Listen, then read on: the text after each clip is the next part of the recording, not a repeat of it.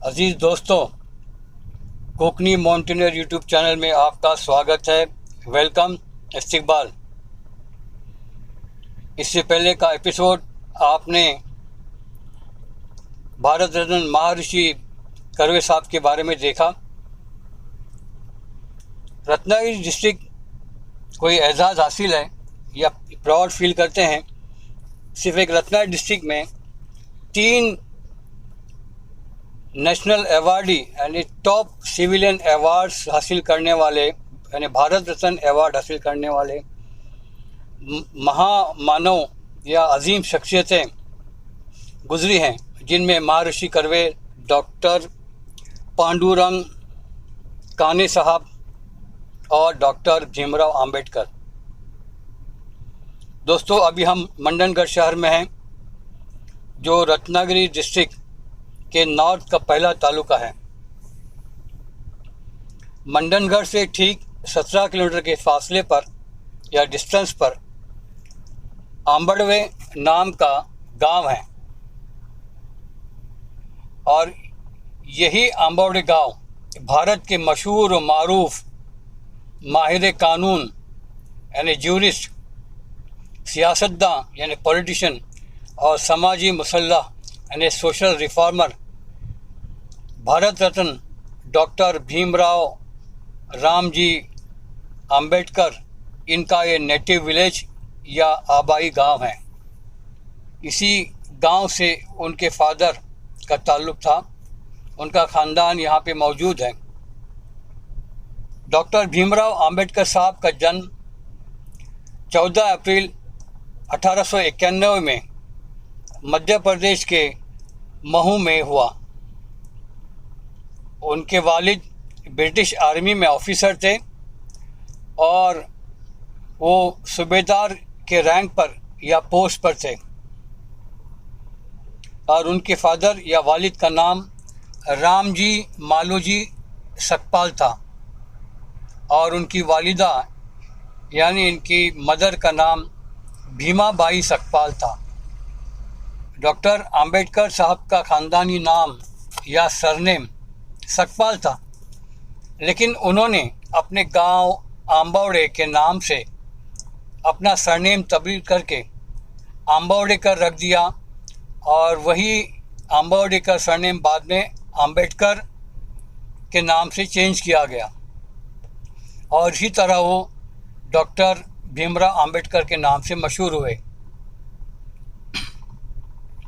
Doctor Ambedkar साहब जो है, ये महार ज़ात उस वक्त जो कही जाती थी, अभी वो कहना गलत है, तो उस ज़ात में यानी ये एक तरह से दलितों के ख़ानदान में पैदा हुए, जिन्हें अछूत कहा जाता था या अनटचेबल्स कहा जाता था।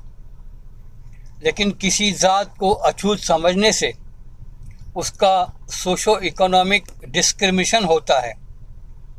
इस बात को ध्यान में रखते हुए डॉक्टर अंबेडकर साहब ने इसकी मुखालफत की। मैं आगे और इसमें डिटेल में आपको बताऊंगा, इसलिए इस वीडियो को पूरा देखिए। हम सफ़र कर रहे हैं, डॉक्टर अंबेडकर साहब के नेटिव विलेज में जा रहे हैं। उनका वहाँ जो घर था वो भी आपको दिखाएंगे और उस घर की जगह पे उनका मेमोरियल जो बनाया हुआ है वो भी देखेंगे। डॉक्टर भीमराव अंबेडकर साहब के फादर रामजी सकपाल साहब 1894 में रिटायर हो गए और रिटायरमेंट के 2 साल बाद वो अपनी फैमिली के साथ महाराष्ट्र के ही सतारा में शिफ्ट हुए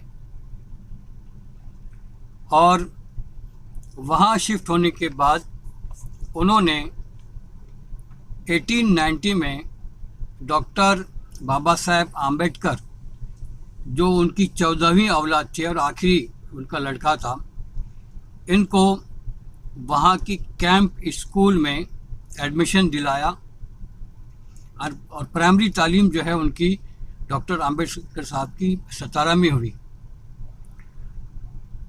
देखिए, बड़े अजीब बात है कि डॉक्टर अंबेडकर साहब को क्लास में बैठने की इजाज़त नहीं थी, चूँकि वो दलित थे, अछूत समझा जाता था, उनको कास्ट का डिस्क्रिमिनेशन होता था, निचली कास्ट के समझे जाते थे, इसलिए उन्हें क्लास में बैठने की इजाज़त नहीं थी और वो क्लासरूम के बाहर जो वरांडा या बरामदा होता है वहाँ पे गोनी बिछाते थे और उस गोनी पे बैठते थे।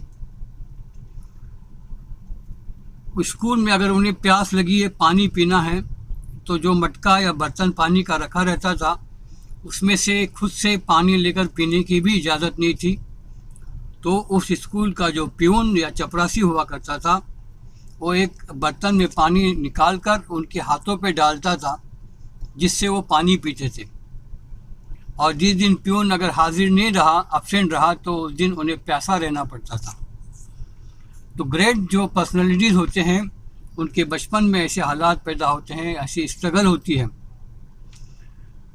भीमराव अंबेडकर साहब को डॉक्टरेट की डिग्री तक एजुकेशन और उन्हें जो भारत रत्न अवार्ड मिला और उनका जो डिवोशन है, जो नेशन के लिए काम है, आपने देखा कि किस तरह से इतनी मेहनत करने के बाद सारी चीज़ें मिलती है। चलिए हम आगे बढ़ते हैं। फिर उनके फादर 1897 में मुंबई लेकर आए, 1700 छोड़ के, और मुंबई आने के बाद यहाँ के एल्फिंस्टन हाई स्कूल में उनका एडमिशन हुआ। स्कूल में पढ़ते हुए ही 1906 में 1906 में जब वो सिर्फ 15 साल के थे तब उनकी शादी रमाबाई से हुई, और उस वक्त रमाबाई साहिबा की एज थी सिर्फ 9 साल और डॉक्टर अंबेडकर साहब की एज थी 15 ईयर्स।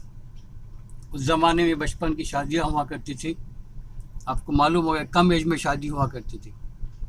शादी के 1 साल बाद यानी 1907 में डॉक्टर अंबेडकर साहब इन्होंने मैट्रिकुलेशन का एग्ज़ाम पास किया और एल्फिंस्टन हाई स्कूल से एल्फिंस्टन कॉलेज में उनका एडमिशन हो गया।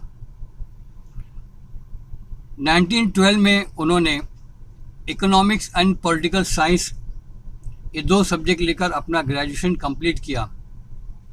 उसके बाद एमए भी किया। एमए करने के बाद वो कोलंबिया चले गए, अमेरिका की कोलंबिया में चले गए और कोलंबिया यूनिवर्सिटी से एमए पीएचडी किया। वहाँ से आने के बाद उनका एजुकेशन रुका नहीं, उन्होंने लंदन स्कूल ऑफ इकोनॉमिक्स से एमएससी और डीएससी किया। 1935 में उनकी जो वाइफ थी रमाबाई जी, वो एक्सपायर्ड हो गई। उनके एक्सपायर होने के बाद तकरीबन 13 साल बाद उन्होंने सविता जी नाम की एक लेडी से अपनी दूसरी शादी की। तो ये इस तरह से उनकी 2 शादियाँ हुई, पहली भी एक्सपायर हुई, उसके बाद दूसरी शादी की। अपनी एजुकेशन कंप्लीट करने के बाद डॉक्टर अंबेडकर साहब इंडिया में आए और यहाँ पर फ्रीडम मूवमेंट शुरू किया और ख़ासकर निचले ज़ात या तबके या जिन्हें अछूत समझा था उनके लिए भरपूर काम किया। जो इनजस्टिस होता था उसके ऊपर आवाज़ उठाई, बुक्स लिखी, आर्टिकल्स लिखे, मैगजीन्स निकाले और लोगों में अवेयरनेस लेकर आए। कंटिन्यूअस डिस्क्रिमिनेशन की वजह से डॉक्टर बाबा साहेब आम्बेडकर काफ़ी नाराज़ थे और उन्होंने डिसाइड किया कि उस वक्त तकरीबन 6 करोड़ जो दलित थे उनको अपने साथ में लेकर वो अपना मज़हब तब्दील करना चाहते थे। तो उनके इस अनाउंसमेंट से महात्मा गांधी बहुत परेशान हो गए। महात्मा गांधी उस वक्त एरोडा की जेल में थे और वहाँ पे उन्होंने मरण व्रत रखा। ये बात डॉक्टर अंबेडकर साहब तक पहुँची, उन पर काफ़ी प्रेशर आया और फिर डॉक्टर अंबेडकर साहब और महात्मा गांधी इन दोनों के दरमियान ब्रिटिश की मौजूदगी में, ब्रिटिश सरकार के उस वक्त एक पैक्ट या मुआहदा हुआ और ये पूना में हुआ। तो इसी मुआहदे को या इस एग्रीमेंट को, इस ट्रीटी को पूना पैक्ट कहते हैं, जो 24 सितंबर 1932 में ये साइन हुआ था। और इस पूना पैक्ट की वजह से दलितों को 148 सीटें रिजर्व की गई पूरे इंडिया में, कि इंडिया की हर स्टेट की असेंबलीज में किसी कहीं पर 3, कहीं पर 7, कहीं पर 8, इस तरह से हर स्टेट की असेंबलीज में उनके लिए सीटें रिजर्व की गई ताकि वो अपने समाज के लिए काम कर सकें। फिर जब हिंदुस्तान आज़ाद हुआ 15 अगस्त 1947 को, तो हिंदुस्तान के सबसे पहले लॉ मिनिस्टर डॉक्टर अंबेडकर साहब को बनाया गया और 29 अगस्त को उन्हें इंडियन कॉन्स्टिट्यूशन ड्राफ्टिंग कमेटी का चेयरमैन बना गया और उन्होंने बहुत ही अच्छा दस्तूर या हिंदुस्तान का जो कानून बनाने का बेहतरीन काम किया। उनके साथ अदर भी मेंबर्स थे कमेटी में, और इसमें इसलिए उनको इंडियन कॉन्स्टिट्यूशन का फादर कहते हैं। उन्होंने उसके बावजूद, रिलेशन होने के बावजूद भी और कानून बनने के बावजूद भी दलितों के साथ नाइंसाफ़ी उतनी कम नहीं हुई थी। तो नाराज़ होकर उन्होंने 1951 में एज अ लॉ मिनिस्टर के ओहदे से रिज़ाइन किया। फिर अक्टूबर 1956 में अपने 2 लाख फॉलोअर्स के साथ बुद्धिस्ट मज़हब कबूल किया। और ये बुद्धिस्ट जो धर्म जो है, इनको कबूल करने या अपनाने की जो रस्म थी, ये नागपुर में हुई थी। और उसके चंद महीने के बाद,